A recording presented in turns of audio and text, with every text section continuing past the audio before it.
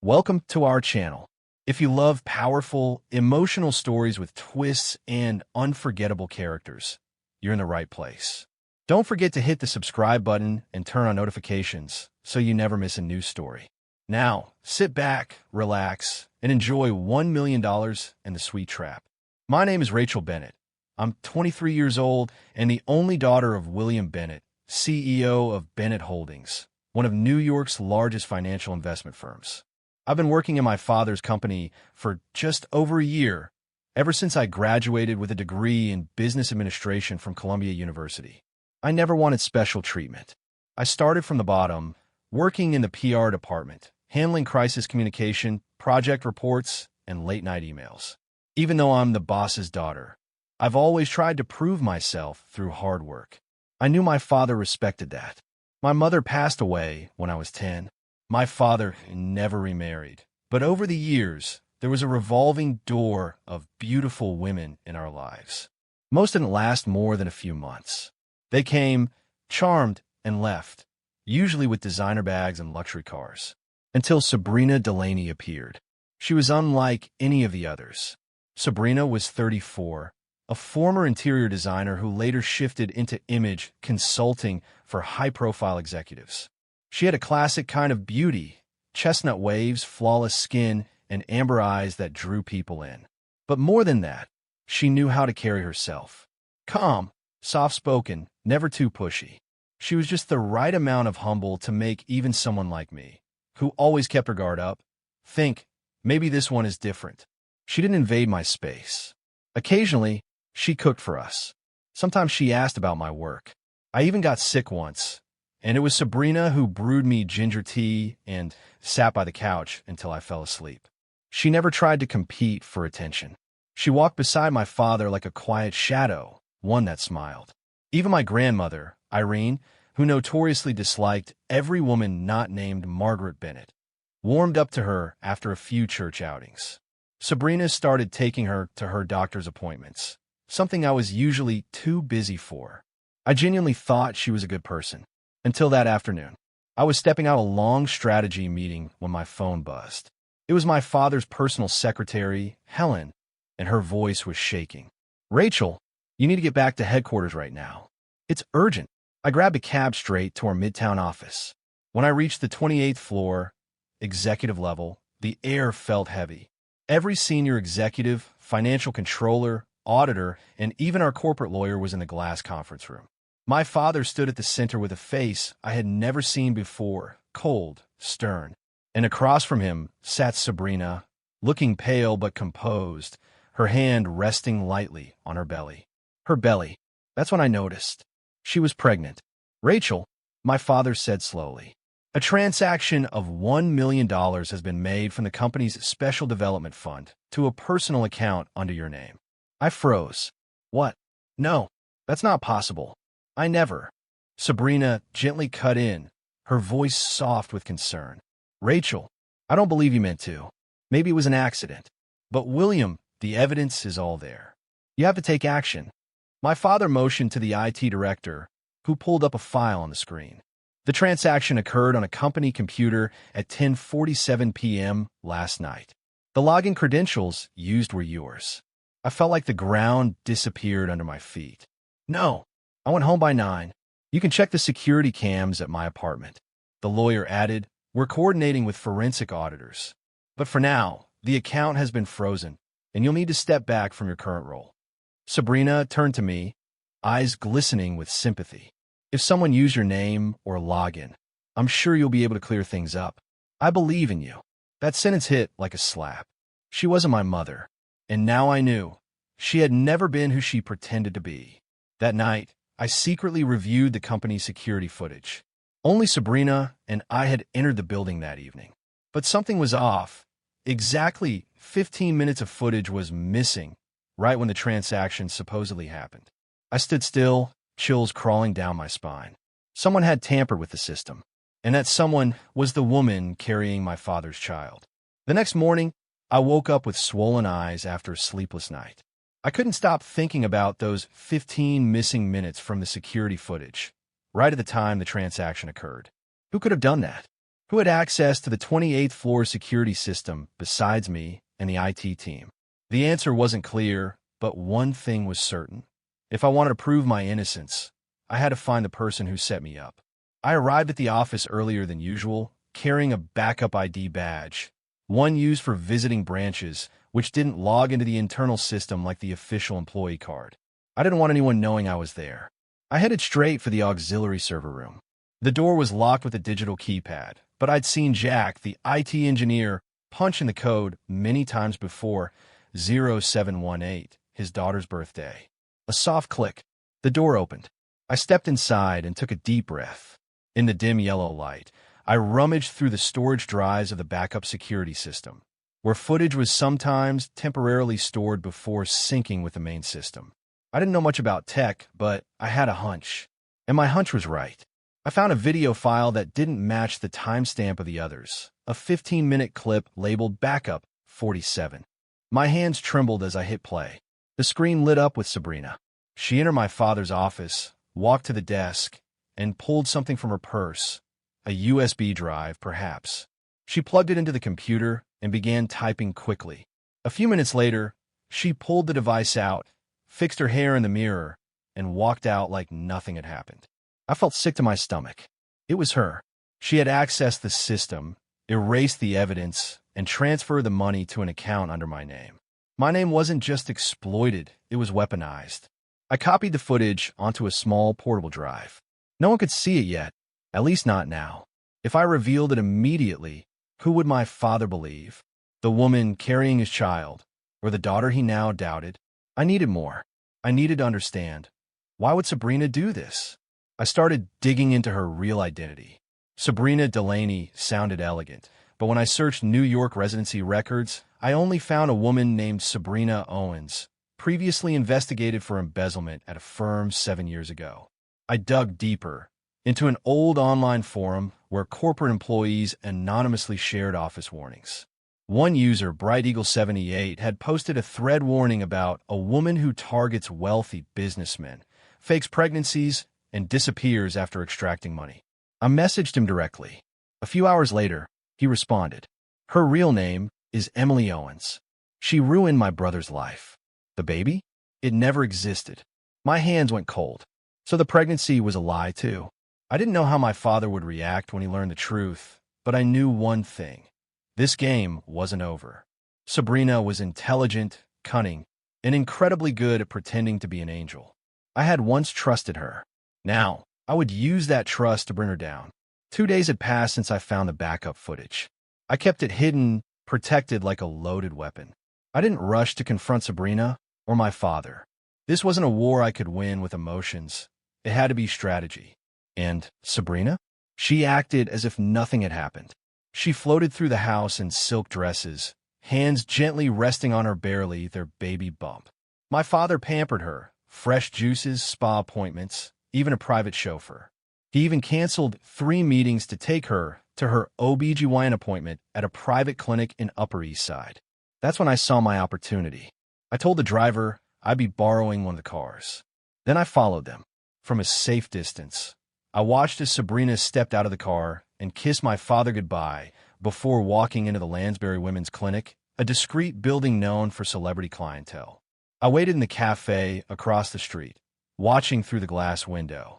30 minutes later, my father left the clinic alone. He looked flustered, phone glued to his ear, pacing outside. Something had happened, but Sabrina didn't come out. That was strange. I waited another 30 minutes. Still no sign of her. Finally, curiosity overtook caution. I crossed the street, slipped inside the building, and approached the front desk. Hi, I'm here to pick up some documents for my stepmother, Sabrina Bennett, I said calmly. She's been coming here regularly. She asked me to grab her lab report. The receptionist didn't even blink. What's her date of birth? I gave her the one listed on Sabrina's ID, July 3rd, 1989.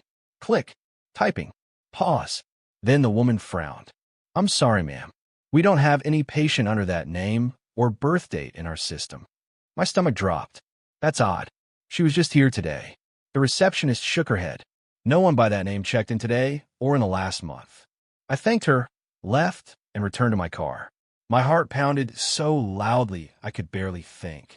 I called the clinic's main office later that night, using a fake voice and number, pretending to be a medical assistant needing confirmation for an insurance form. Still nothing. There was no record of Sabrina ever being a patient there. She had never seen a doctor. Not once. And yet, everyone believed she was pregnant. The next morning, I began my own version of prenatal surveillance.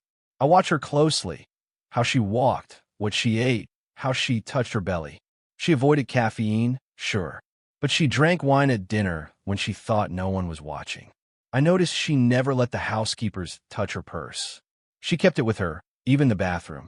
So I waited until she showered, and I broke the only rule I never thought I'd break. I went into her room.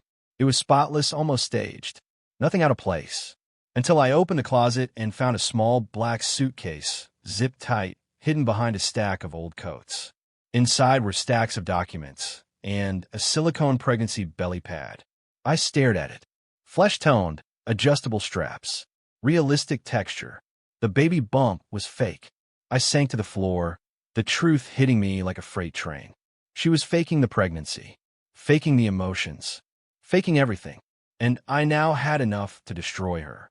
But that's when I heard the door creak open. Sabrina stood there, dripping wet, towel wrapped around her, eyes locked onto mine. And for the first time, her expression wasn't soft, sweet, or maternal. It was cold, calculating, dangerous. You shouldn't have done that, Rachel. I froze, still crouched on the floor, my hand clutching the fake pregnancy pad like it was some kind of lifeline. Sabrina stepped forward slowly, water dripping from her wet hair, soaking into the carpet. The towel wrapped around her body clung tight, but didn't hide the fire burning in her eyes. "You broke into my room," she said calmly, like she was reciting an observation, not an accusation. I stood up, trying to hide the shaking in my legs. "You lied. About the baby. About everything." She tilted her head and gave me a half smile. "And you just realized that now? You're smarter than that, Rachel." My breath caught. Why? Why do this to my father? Why frame me? She walked past me, took the silicone belly pad from my hands, and tossed it onto the bed like it was just another accessory. "Because your father is worth $500 million, she said softly, almost affectionately. "And because you were in the way, so you decided to ruin my life?" Sabrina let out a small laugh as she pulled open a drawer, grabbing a fresh robe. "Sweetheart, I didn't ruin your life. I just redirected it slightly." I took a step toward her. "I have the footage. I saw what you did in the office. I know you used my login." She paused mid-movement, then slowly tied the robe around her waist.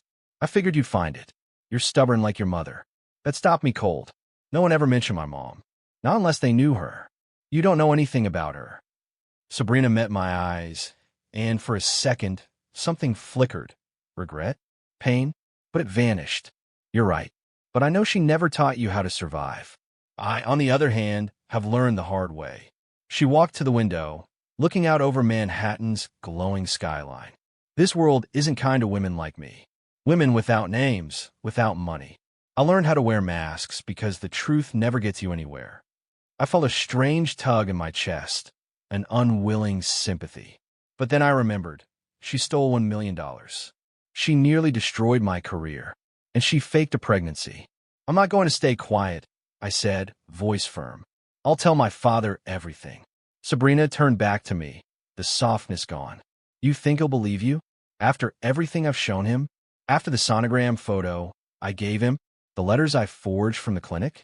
The fact that I've been living under his roof, nurturing his guilt for years?" I blinked. "Years." She smiled. "This didn't start a few months ago, Rachel. I've been working on this since I met him at a charity gala 2 years ago. You just weren't paying attention." She moved closer, lowered her voice. "And if you do tell him, you better hope he doesn't see it as jealousy. Or worse, betrayal." I stepped back. She let the silence linger, then gave me a knowing look. "Let me offer you a deal." I didn't answer. "You walk away from this. I'll make sure your name is cleared, quietly. The money will be found. You get your life back. And I get what I came for." My heart pounded. "And what is that?" Her smile widened. "Security." I stared at her. "You mean money?" "No," she said softly. A life where I never have to worry again. I felt the weight of the USB drive in my pocket, the video, the proof, and suddenly I realized Sabrina had already thought 5 moves ahead. If I exposed her now, my father might not believe me. Worse, he might see it as a desperate attempt to protect my ego or sabotage his chance at a new family. She'd woven herself too deeply into his trust. "You'll regret this," I whispered. She raised an eyebrow. "Maybe, but not before you do." I walked out of her room, heart racing, rage and panic boiling in my chest. I couldn't go to my father, not yet. Not until I had something so undeniable, so irrefutable, that even Sabrina couldn't fake her way around it. It was time to set my own trap. The plan had to be perfect. I spent the next 3 days in silence, pretending nothing had happened. I smiled at Sabrina at breakfast, asked about her prenatal supplements, and even helped her pick out a gown for the annual Midtown Children's Hospital Gala, the most glamorous event on my father's calendar. The one where all his billionaire friends would gather. The one where the cameras would be rolling. If she wanted the spotlight, I was going to give it to her. But this time, it wouldn't be soft lighting and flattering angles. It would be unmasking in high definition.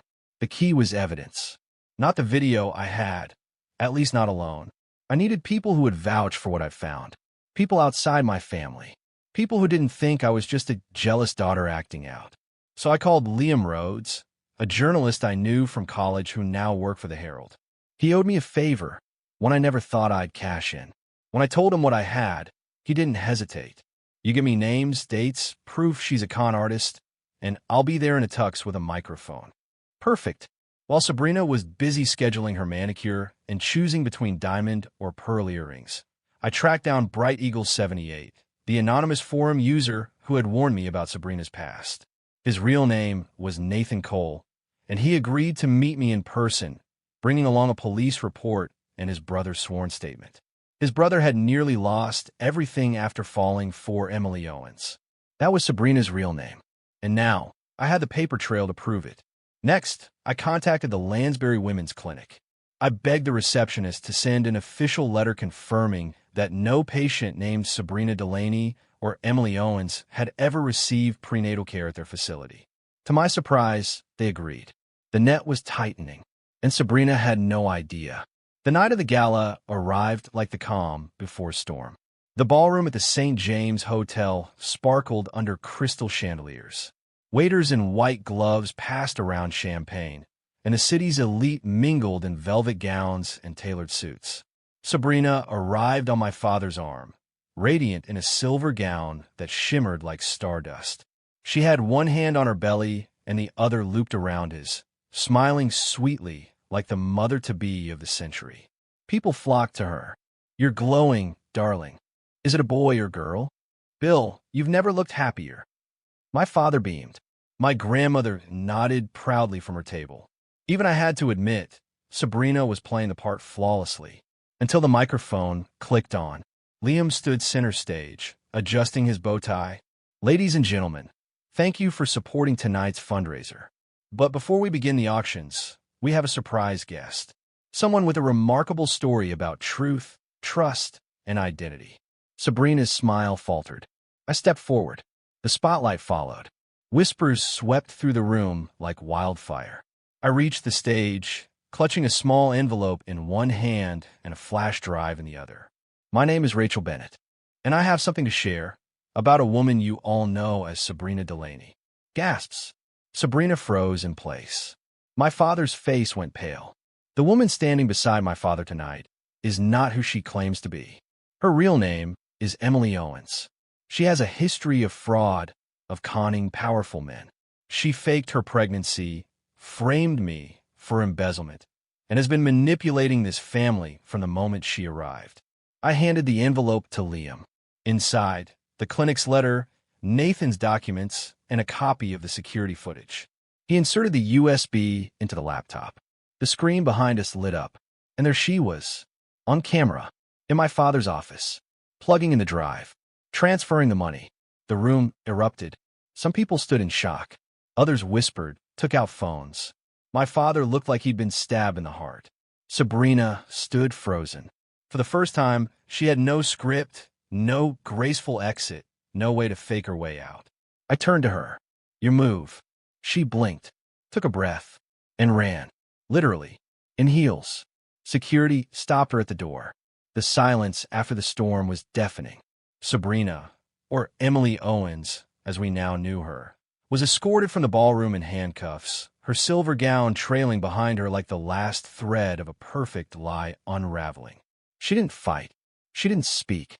She simply looked around at the faces that once adored her and saw only judgment. The next morning, her mugshot was all over the news.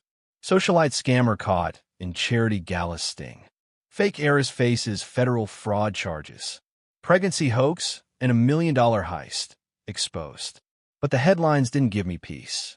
I sat on the patio behind our house, wrapped in a blanket, watching the sun rise through a fog of exhaustion.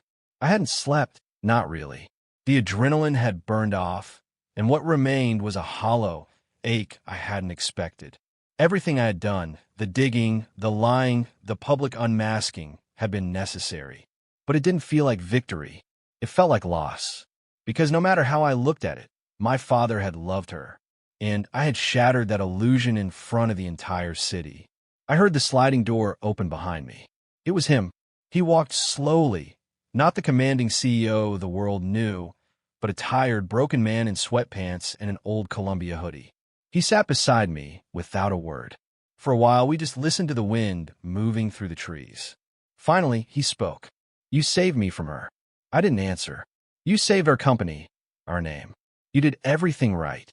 His voice was steady but soft, like he was speaking from a place deep beneath the weight of his pride. And I still feel like the biggest fool in the world. I turned to look at him. "Dad, you're not a fool. She was good. Too good." He smiled bitterly. "I didn't just believe her. I was planning to marry her, raise a child with her, build a future." He looked at me, and for the first time in weeks, I saw something return his eyes. Trust. And I almost destroyed my own daughter in the process. I blinked hard, fighting the tears. "I just wanted you to see her for who she was before it was too late." He reached over and took my hand. "It almost was, but you didn't give up on me.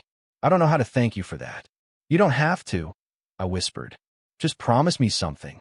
Anything.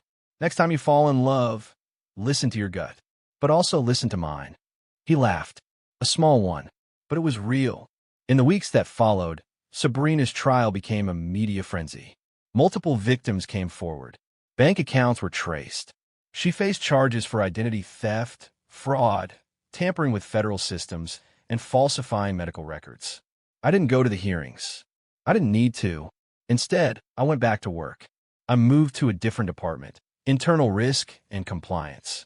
The irony wasn't lost on anyone. But for the first time, my coworkers didn't look at me as the boss's daughter. They looked at me as Rachel Bennett, the woman who took down a professional con artist. One day, months later, I got a letter. No return address. Just a folded piece of paper. "You were a worthy opponent. Tell your father. I really did try to love him." Yo. I stared at the signature for a long time. I didn't know if it was a final manipulation or a rare moment of honesty. And in truth, I didn't care. Because I had survived. Because I had won. 6 months later, the house felt different. Lighter. Gone were the extra locks on the office doors, the security cameras watching every corner, and the tension that used to hang between the dining room and the hallway like invisible wire. My father had repainted the study, changed the furniture, donated every trace of Sabrina's, or rather, Emily's, presence. But more importantly, he had changed himself. He laughed more now, took long walks with my grandmother, asked for my opinion on deals, not out of obligation, but respect. And I had changed too. I moved out of the house and into a small loft in downtown Manhattan. My own space, paid for with my own salary. It was still a bit empty, just a couch, a bookshelf, a bed, and a coffee maker. But it was mine. Every chipped plate and coffee stain carried the taste of independence. I still worked at Bennett Holdings, now as the youngest ever director of internal ethics. A fitting title, really. I learned the hard way what happens when you trust the wrong person and when you doubt the right one. And yet, for all the pain Sabrina caused, I couldn't hate her completely. She taught me that evil doesn't always wear sharp teeth. Sometimes it wears soft perfume and says please and thank you. Sometimes it weaves itself into your family with silk threads and lullabies. She taught me how dangerous blind trust can be, but also how powerful clarity is. It was a rainy Thursday afternoon when my father called. "I made soup," he said. "Come eat." I smiled and grabbed my coat. We sat in the kitchen, just the two of us, eating lentil soup while the rain drummed against the windows. He passed me a small box after dinner. "What's this?" I asked. "Your mother's necklace," he said.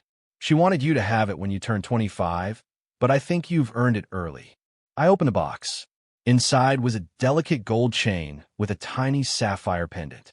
Simple, elegant, familiar. I remembered her wearing it every Sunday morning when she made pancakes. I felt my throat tighten. "Thank you," I whispered. "You've become the kind of woman she would have been proud of," he said. And I believed him. That night, back in my apartment, I looked out over the city lights and breathed in something I hadn't felt in a long time. Peace. Not because everything was perfect, but because I knew I could survive anything. Because the girl who once trusted too easily had become a woman who knew how to fight. With truth, with courage, and with grace. And somewhere, far away in a prison cell, I hoped Emily Owens finally understood the one thing she could never steal. A real life built on honesty, and love that didn't need to be faked.